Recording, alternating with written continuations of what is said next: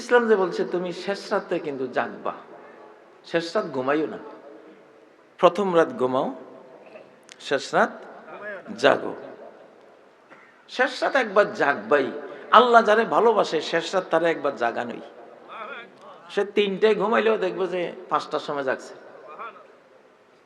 35 minute সময় আছে তাহাজ্জুদের, 2 রাকাত হলেও পড়বে। আল্লাহ, এটা আধ্যাত্মিক টাইম, স্পিরিচুয়াল টাইম, আল্লাহ প্রেমিকদের টাইম, আল্লাহ প্রিয় বান্দাদের টাইম। আল্লাহ একবার জাগাবেই তাকে, কারণ আল্লাহ তখন কোথায়? প্রথম আকাশ।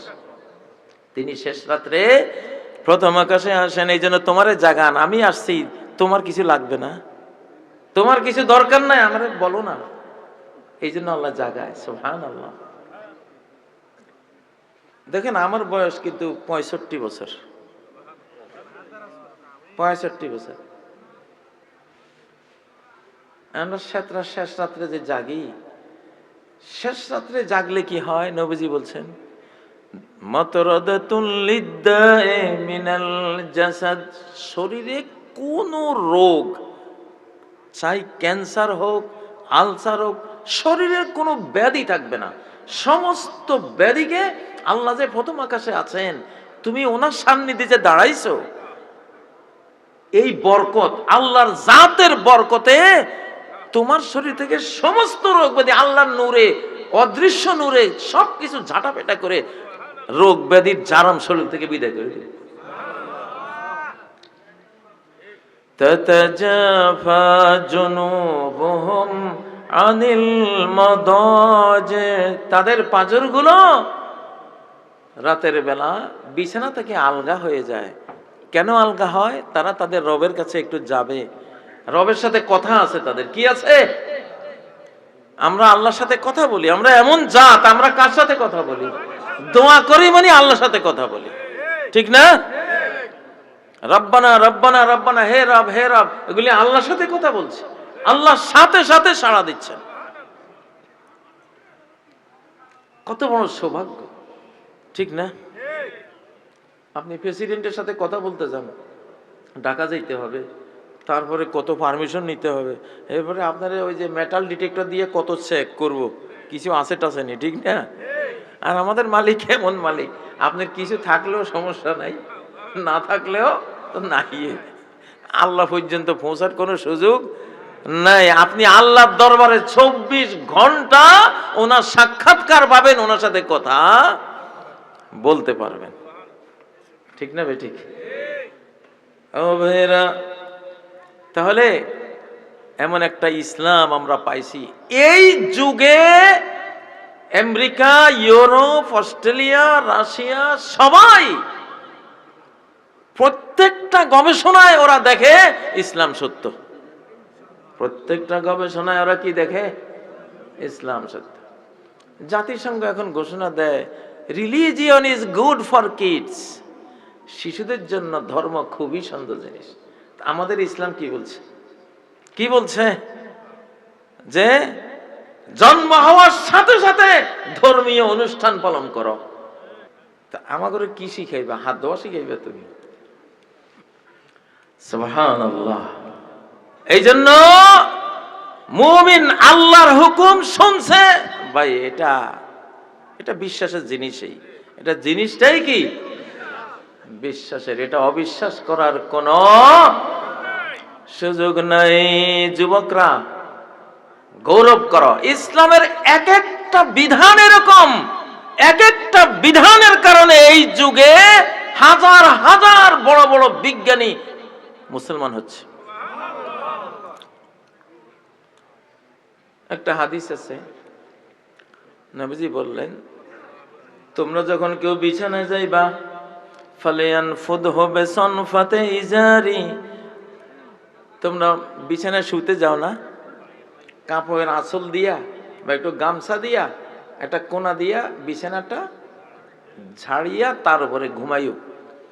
ফাইন্নাকা লা তাদরি মাজা খলাফাকা আলাই, তুমি জানো না তুমি যে গত রাত্রে শুয়ে উঠে গেছো, এরপরে এখানে তোমার পরে এখানে কি কি হয়েছে, কি জিনিসেরা এখানে আছে, কি সূক্ষ্ম চোখে না দেখা জিনিস আছে, তুমি তো জানো না।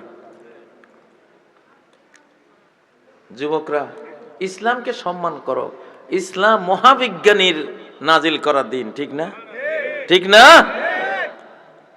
কোন সকল আধুনিকতা, সকল মডার্ন সায়েন্স ইসলামের কাছে আসে এখন এইভাবে মাথা নত হয়ে গেছে। স্যার, আপনার উপরে কোনো কথা নাই, ঠিক না? বিজ্ঞানীরা বলে, তুমি যে ঘুমাইলা, তোমার চামড়া তো প্রতি 3 ঘন্টা একবার মরে, তাহলে 24 ঘন্টা কয়বার মরে? 8 বার মরে। ছোটকালে দেখতাম, কিরে গরমকাল, 3 ঘন্টা আগে গোসল করছি, আবার গোসল করতে গেছি, গা ডলা দিছি, আপনি কালো কালো ছাতা বাইরে। ভাবতাম এত ময়লা আসে কোত্থেকে? এখন না বুঝি, ওরে ময়লা তো আমি নিজেই, আমার চামড়াটাই মরতেছে, কোটি কোটি সেল মরতেছে প্রতি 3 ঘন্টা একবার। তাহলে তুমি যে 8 ঘন্টা ঘুমাইলে এই বিছানাটাতে, কয়বার মরছে? কমপক্ষে 2 বার। কয়েক হাজার কোটি তোমার চামড়ার সেল বিছানায় পড়ে দিয়েছে, তুমি দেখতেছ না? এগুলি থেকে ব্যাকটেরিয়া জন্ম হয়েছে, জারম জন্ম হয়েছে। বিজ্ঞানীরা এটা টের পাইয়া প্রথমে স্প্রে করছে, দেখে যে স্প্রেতে যায় না। পরে নবীজি যেভাবে কইছে যে কাপড় দিয়ে ঝাড়ু দাও, ঝাড়ু দিয়া দেখছে একটাও নাই, সব গেছে। সুবহানাল্লাহ, এটাই তো ইসলাম। উদখুলু ফিস সিলমি কাফা।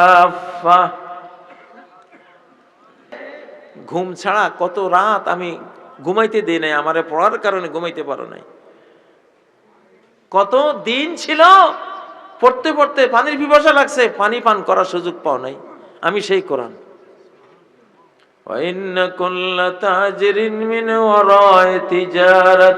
সব ব্যবসায়ীরাই নিজের ব্যবসা হেফাজত করে। আজকে আমি কোরআন, তোমার সব কিছু আমি হেফাজত করব। দুনিয়াতে তুমি আমারে হেফাজত করছো, আজকে আর তোমার চিন্তা নাই, আমি তোমার হাফেজ, আমি তোমার হেফাজতকারী। আজকে আমারে বুকে নিছো তুমি, তাই না? আজকে আমি তোমারে জড়াইলাম, বুকে নিলাম। ফায়ুতাল মুলকা বিয়ামিনি, তাকে চিরস্থায়ী সাম্রাজ্য দিয়ে দেয়া হবে ডান হাতে।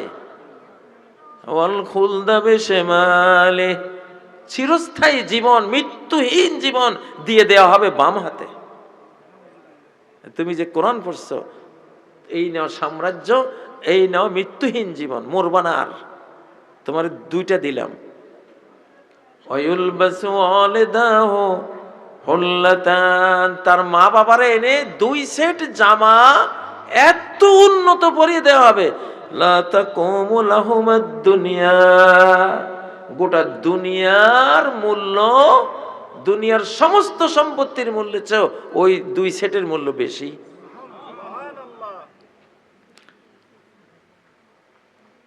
ওই মা বাবা জিজ্ঞাসা করবে, বেমা কুসিনা হাজা, কি কারণে এত বড় মহামূল্যবান সেট, রাজকীয় সেট আমাদেরকে পরানো হলো?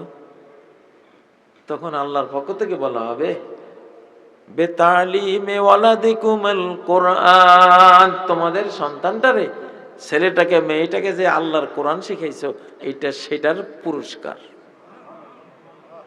পড়াইবেন নি কোরআন?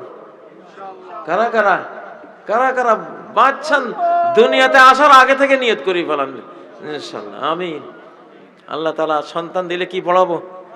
কোরআন। নিজে তো পড়বো, সন্তানকেও কি পড়াবো ইনশাআল্লাহ। তো সেই কোরআন আমরা চাই সারা বিশ্বে আসুক ইনশাআল্লাহ।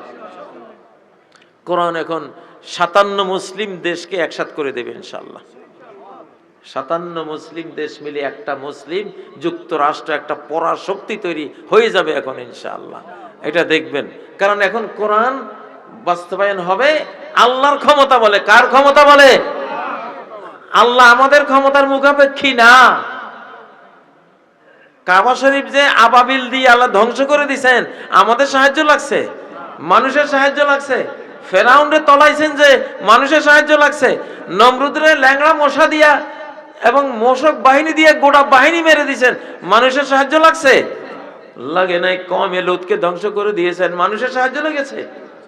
এই যুগেও লাগবে না। অনেকে মনে করে হুজুররা কোরআনের কথা কয়, হুজুররা কোরআন চায়, তো আমরা এটা তো চাই না ভাই। হুজুরদের চাওয়ার দ্বারাও কিছু যাবে আসবে না, তোমাদের না চাওয়ার দ্বারাও কিচ্ছু যাবে আসবে না। রব্বুল আলামিনের সিদ্ধান্ত হয়ে গেছে, আমি আমার কোরআন আনবো। প্রথমে যেমন কেউ রোখাইতে পারে নাই, রোমান সাম্রাজ্য রোখাইতে পারে নাই, পারস্য সাম্রাজ্য রোখাইতে পারে নাই, আরব সাম্রাজ্য রোখাইতে পারে নাই, এই সময় পারবে? অসম্ভব। কোরআন আসবেই। তুমি যদি কবুল করো, কোরআন তোমারে কবুল করে জান্নাতে পৌঁছাই দিবে। যদি কবুল না করো, তোমার দরজা জানালা ভাঙ্গা কোরআন ঢুকবে, রোখাইতে পারবো না। আমেরিকা ঢুকে গেছে কোরআন, আমেরিকা এখন ভয় পাচ্ছে, গোটা আমেরিকাই মুসলমান হয়েছে। ইউরোপ ভয় পাচ্ছে যে আগামী কয় বছর পরে আমরা একটা ইসলামী ইউরোপ দেখব, মুসলিম ইউরোপ দেখব, খ্রিস্টান ইউরোপ না। আলহামদুলিল্লাহ। তো মুসলিমরা, তরুণরা, মুসলমান ভাইরা, আমরা মুসলিম, এটাই গৌরব আমাদের, এটাই ইজ্জত আমাদের, এটাই সম্মান আমাদের। আমাদের ইসলাম, আমাদের এই কোরআন আজকে সারা বিশ্বে সমাদৃত হচ্ছে, সারা পৃথিবীর মানুষ এটা গ্রহণ করছে। আল্লাহ তাআলা আমাদেরকে খাঁটি মুসলিম হওয়ার তৌফিক দান করুন।